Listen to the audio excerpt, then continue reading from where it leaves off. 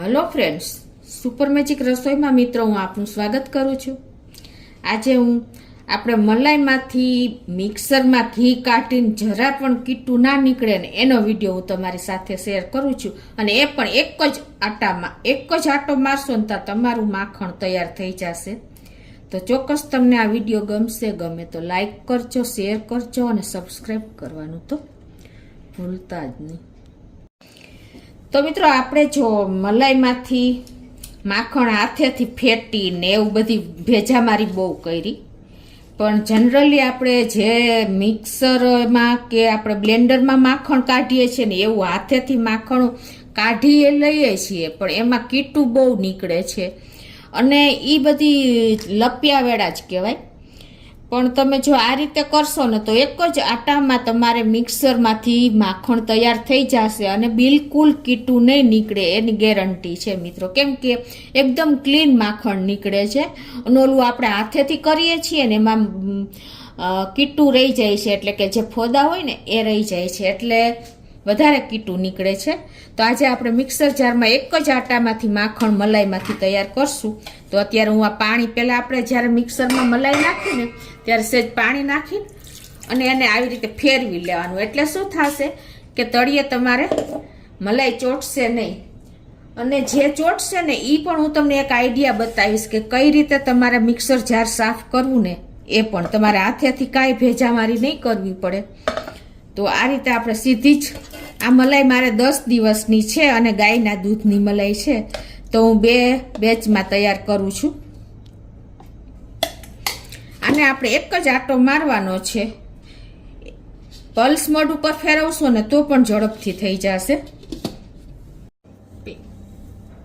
તો હવે આ રીતે જો આપણે એક જ આટો મારવાનો છે મિત્રો. તમે ટાઈમ જોઈ લેજો કેટલો ટાઈમ લાગે છે ને.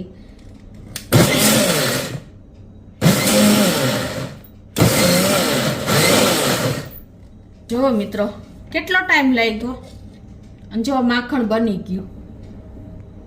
જો તમને આમાં ખ્યાલ આવે છે તો હું હવે આ જ કન્ડિશનમાંથી લઈ લઉં છું બહાર. જો મિત્રો કેટલી મિનિટ લાગી, અડધી મિનિટે નથી થઈ અને આપણે ખાલી એક પલ્સ મોડ ઉપર આમથી આમ જ ફેરવું અને જો આપણું માખણ રેડી. આ મેં ફ્રીજમાં જ મલાઈ રાખી હતી એટલે મારે બહુ વહેલી નથી કાઢી. જો તમને ખ્યાલ આવે છે, નીટ એન્ડ ક્લીન માખણ તૈયાર છે. જુઓ તમને કાઢીને પણ બતાવી દઉં મિત્રો. આપણે હાથેથી વેદિયા વેળા કરવાને એના કરતાં તમારું આ પરફેક્ટ ટાઈમ છે. આ રીતે તમે માખણ મિક્સરમાં કાઢશો ને એટલે તમને કંટાળો નહીં આવે અને ઇઝીલી તમારું માખણ રેડી થઈ ગયું. જુઓ છે ને મિત્રો. હવે હું બીજી બેચ પણ નાખી દઉં છું.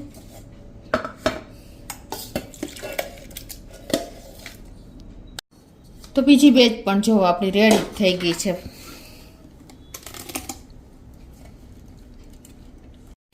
તો મિત્રો જો આપણું માખણ તમને ખ્યાલ આવી ગયો, નીકળી ગયો. હવે આને તમારે આઈસ ક્યુબ નાખી દેવાના. તો હવે આપણે છે ને આમાં આઈસ ક્યુબ નાખી દેવું. અડધો વાટકો જેવા તમારે નાખી દેવાના. હવે મિત્રો તમારે આ માખણ લઈ લેવાનું છે. આમ આઈસ ક્યુબ આવશે ને એટલે તરત જ માખણનો પીંડો થઈ જશે. જો થઈ ગયો.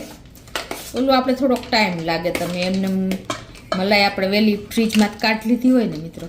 શિયાળામાં માખણ મલાઈમાંથી કાઢવું બહુ અઘરું પડે છે, પણ તમે જો આ રીતે શિયાળામાં સાચા ટાઈમે તમે માખણ કાઢશો ને અને કદાચ તમારે બ્લેન્ડર મારો ને તો ન થાય ને તો તમારે થોડીક વાર મૂકી દેવાનું. મેં એ વિડીયો પણ તમારી સાથે શેર કર્યો છે. જો મિત્રો છે ને. હવે આપણે છાશને કાઢી લેશું. છાશ તો ન કહેવાય પણ દૂધ, આપણે મલાઈ મેળવી નથી એટલે. જો મિત્રો આપણું પીંડા જેવું માખણ મસ્ત તૈયાર થયું છે. આ માખણ તમે ખાશો ને તો તમારા હાડકાના પ્રોબ્લેમ કે કાંઈ પણ તમારો દૂર થઈ જશે અને મગજ માટે પણ બેસ્ટ આ માખણ હોય છે. અને ગાયનું ઘી છે એટલે માખણ પણ જો એકદમ પીળું છે. ઓર્ગેનિક આપણું માખણ તૈયાર થયું છે. હવે આને તમારે 2 થી 3 પાણીએ ધોઈ નાખવાનું. તો મિત્રો જો આને આપણે 2 થી 3 પાણીએ ધોઈ નાખ્યું.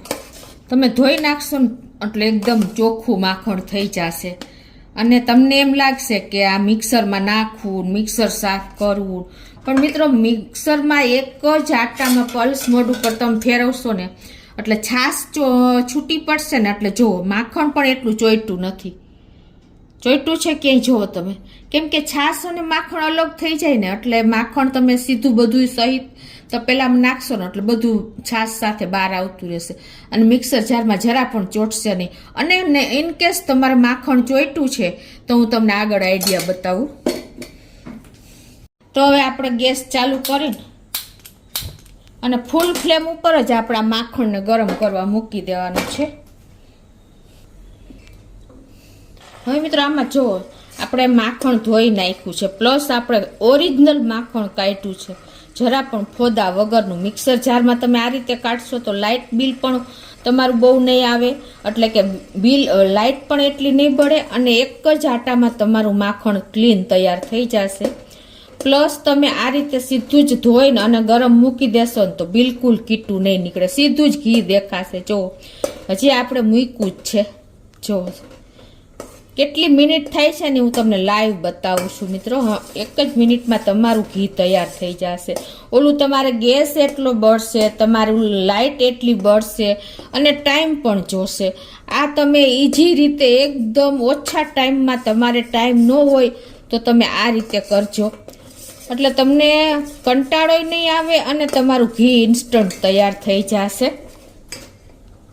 અને આ જે દૂધ નીકળ્યું છે ને મલાઈનું, એને તમે સેજ સતપ કરીને અને મેળવી દેશો ને થોડુંક વધારે દૂધ નાખીને એટલે તમારું પરફેક્ટ દહીં પણ તૈયાર થઈ જશે. હવે મિત્રો રહી વાત કે તમારે જો આપણે 1.5 મિનિટ જેવું થયું છે અને ઘી જો તૈયાર થઈ ગયું, તમને ખ્યાલ આવે છે બબલ્સ આવી ગયા, ચોખ્ખા ઘીના બબલ્સ આવી ગયા. અને હવે તમારે કદાચ આમાં જોઈતું હોય ને માખણ મિક્સરમાં કે ઢાંકણામાં તો તમારે આમાં ઘી નાખી દેવાનું, આ ગરમ ઘી નાખીને અને પછી તમારે આવી રીતે હલાવી નાખવાનું એટલે જે માખણ ચોઈટું હશે એ પણ આવી જશે.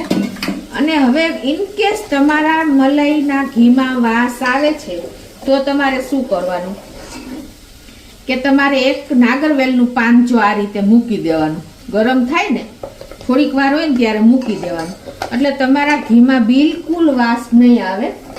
અને બીજું મિત્રો કે તમારે ઘી આપણું રેડી થઈ ગયું છે મિત્રો, એટલે હું હવે ગેસ ધીમો કરી દઉં છું. જો તમને હવે અમુક ટિપ્સ બતાવી દઉં છું. અને તમારે દાણેદાર ઘી તૈયાર કરવું છે તો તમારે આ રીતે પાણીના છટકોરા મારી દેવાના, જો આવી રીતે હાથેથી પાણી લઈ અને 2-3 છટકોરા મારશો ને એટલે તમારું દાણેદાર ઘી તૈયાર થશે. આ રહી બીજી ટિપ્સ મિત્રો, સમજાઈ ગયું. અને તમારું માખણ ડોળું છે, જલ્દી ઘી ગરમ નથી થતું અને તમારે જો ફરાળમાં ઘી ન વાપરવું હોય ને તો તમે વિનેગર 1 ચમચી નાખી શકો છો. અને તમારે ફરાળમાં ખાવું હોય તો તમારે લીંબુનો રસ 1 ચમચી નાખી દેવાનો એટલે ઇન્સ્ટન્ટ તમારું ઘી તરત જ આપણું તમારો રગડો ફાટીને અને ઘી તૈયાર થઈ જશે. તમને 3 ટિપ્સ મેં શેર કરી અને જો આપણું ઘી તૈયાર થઈ ગયું મિત્રો, ખ્યાલ આવે છે તમને? 1.5 મિનિટ થઈ મિત્રો, તમે નોટ કરી લેજો. હવે હું ગેસ બંધ કરી દઉં છું. હવે મિત્રો આપણે ઘીને ગાળી લઈએ. જુઓ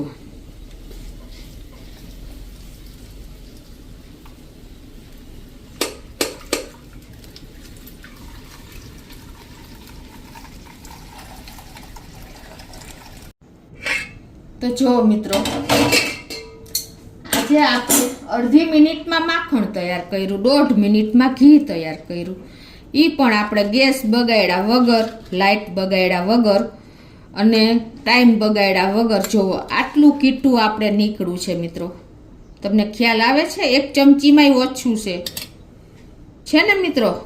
મિક્સર જારની કમાલ, કોઈ પણ જાતની ઝંઝટ વગર તમે મિક્સર જારમાં એક જ આટામાં મલાઈમાંથી માખણ તૈયાર કરો અને 1.5 મિનિટમાં ઘી તૈયાર કરો.